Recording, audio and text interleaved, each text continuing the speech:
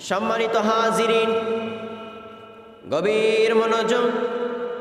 পবিত্র কালামুল্লাহ শরীফের মধ্যে আমার আল্লাহ পাক রব্বুল আলামিন পিতা মাতার হক সম্পর্কে আমি ও আপনাকে কি মেসেজ দিচ্ছেন জানার দরকার আছে না নাই? আর জোরে বলেন, জানার দরকার আছে না নাই? আমার আল্লাহ পাক রব্বুল আলামিন বলেন, ওয়া ক্বাদা রাব্বুকা আল্লা তা'বুদু ইল্লা ইয়্যাহু ওয়া বিল ওয়ালিদাইনি ইহসানা। সুবহানাল্লাহ। আল্লাহ পাক রব্বুল আলামিন বলেন, এরে মুমিন মুত্তাকি বান্দারা শুনে রাখো, এরে আমার বান্দারা রে, কে কোথায় আছো শুনে রাখো। নবীর উম্মতের দল, তোমরা শুনে রাখো, মন দিয়ে শুনে রাখো, কান দিয়ে শুনে রাখো। আমার আল্লাহ পাক রব্বুল আলামিন বলছে, আল্লাহ পাক রব্বুল আলামিন আদেশ করছে যে আল্লাহ ব্যতীত অন্য কাহারও ইবাদত করা যাবে না। আমরা ইবাদত করব একজনের, তিনি কে?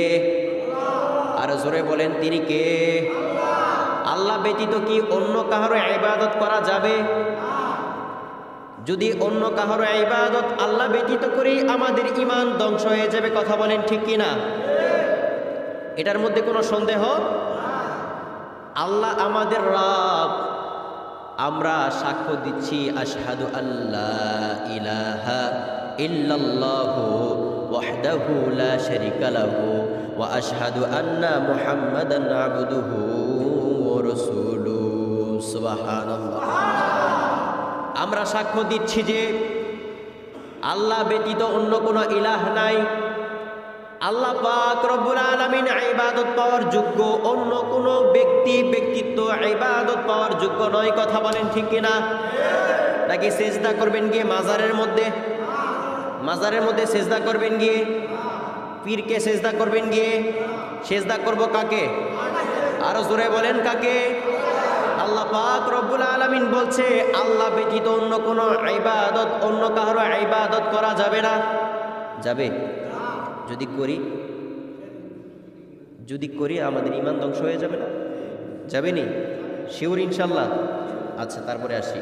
ওয়া ক্বাদা রাব্বুকা আল্লা তা'বুদু ইল্লা ইয়্যাহু ওয়া বিল ওয়ালিদাইনি ইহসানা। আল্লাহ পাক রব্বুল আলামিন বলছে, আমি আল্লাহ পাক রব্বুল আলামিন ব্যতীত অন্য কারো ইবাদত করা যাবে না।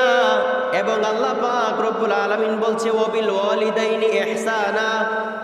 এরে মুমিন বান্দারা রে, এ মুত্তাকি বান্দারা রে, এবং আমার ইবাদতের পাশাপাশি তোমার মাতা পিতা যারা আছে সেই মাতা পিতার সাথে ইহসানের সহিত ব্যবহার করো।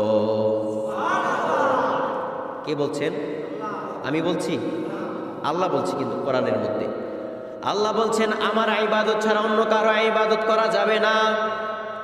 আমার ইবাদত ব্যতীত অন্য কারো ইবাদত করা যাবে না। এবং আমার ইবাদতের পাশাপাশি তোমার পিতা মাতা যারা আছে তাদের সাথে ইহসানের সহিত ব্যবহার করো। পড়েন সুবহানাল্লাহ। আল্লাহ পাক